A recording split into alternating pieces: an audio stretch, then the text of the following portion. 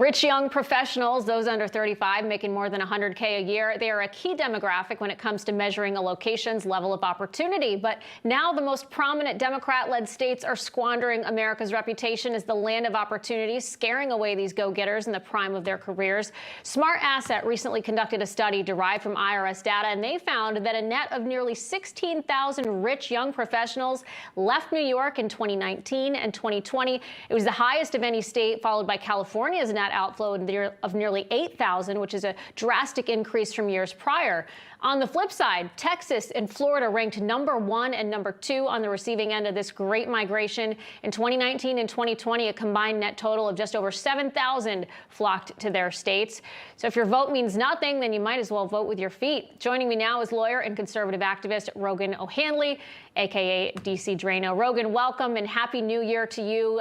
You're one of the smart ones living in the free state of Florida. But I found this data a little bit surprising because, you know, young people, a lot of them tend to lean left. Would you say that lockdowns were the sole reason for this, or do you think we'll expect this trend to grow even more in the years ahead? Yeah, young people tend to lean left until they have to start paying taxes and housing costs and medical care costs. Like myself, I am uniquely qualified in this subject to discuss because I fled California as a young corporate attorney and moved to the free state of Florida. I visited once and I said, wait, I'm paying an additional 9% in state income tax. My car's been broken into twice. I'm sitting in hours of gridlock traffic. My government hates me because I'm a straight white conservative male that pays taxes. And what exactly is the reason that I'm staying in California?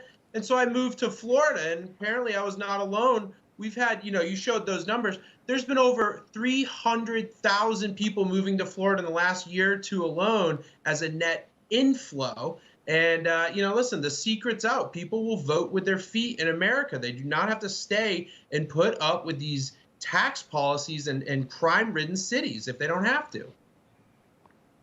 Yeah, I'll be honest, I have very few friends remaining in D.C. because everybody I know basically escaped down to Florida. I'm jealous of you all. And, as you mentioned, Florida being on that list, it's headed by Governor Ron DeSantis, and we saw his historic landslide victory in November. The left, of course, cranking up their vitriol against DeSantis. Vanity Fair, they were the latest to do so with this headline, and it read, "A comprehensive guide to why a Ron DeSantis presidency would be as terrifying as a Trump one." I mean, Rogan, they're getting started early. DeSantis is just now starting to get a taste of what they've thrown at Trump every day for the past, 6-7 years now. I mean, how do you think he'll handle it better or worse than Trump as we get closer to 2024? Well, I think one of the things that people love about Governor DeSantis is not only his extreme success in keeping people free, prosperous, and safe, but also his ability to punch back at the media. He does not give interviews to fake news. He has a different approach than President Trump, but they're both in the same vein.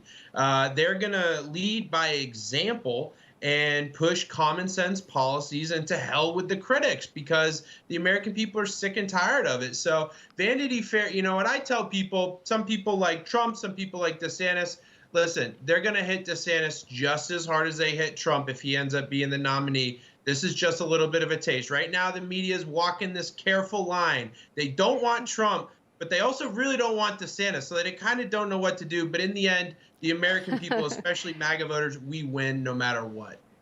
It's so true. And it's funny because they don't want them in office, but man, are they both good for ratings, right? So it'll be interesting to watch how that all goes. Rogan O'Handley, again, great to see you. Happy New Year. Thank you, Jen. Happy New Year.